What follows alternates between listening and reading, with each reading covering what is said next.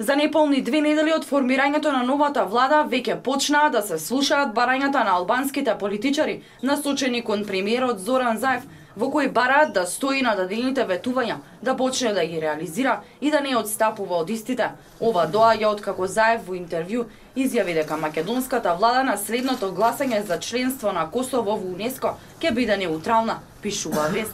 Остри реакции и низа адресирани прашања до премиерот Заев пристигаат од Муртеза Нидризи, од Демократската партија на албанците и поранешен кандидат за градоначалник на општина Липково на локалните избори во 2013 година.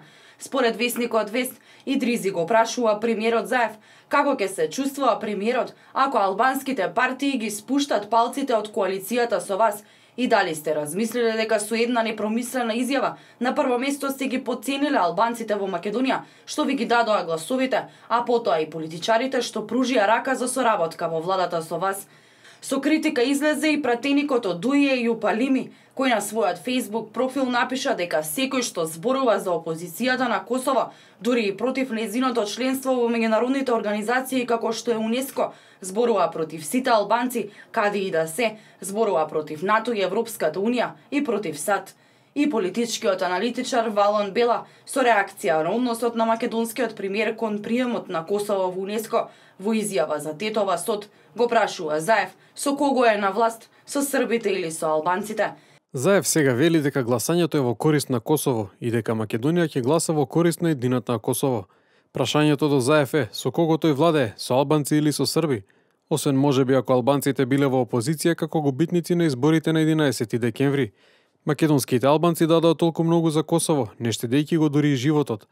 Со оваа изјава Заев ќе го смири новиот претседател на Србија Александар Вучич, кој на вечерта на премиерите во Брисел рече оти се надева дека Заев ќе се држи до договорот во односите меѓу Македонија и Косово. Имено по формирањето на влада, повекувајќи се на своји извори, телевизија Ал Сатем објави дека во среда ќе се гласа за заменици министри. Според договореното, Дуи ги добива замениците во одбрана, внатрешни работи, финансии и образование. Алијансата за албанците ќе има заменик министер за труд и социјална политика и за транспорт и врски. 4 државни секретари ќе бидат од редовите на ДУИ, и тоа во Министерствата за култура, земјоделство, за информатичко општество и во Секретаријатот за спроведување на Охридскиот рамковен договор. Алијансата за албанците ќе има 2 државни секретари, кои според неофицијалните информации ќе бидат во МВР и во Министерството за правда, пишува Ал Сатем.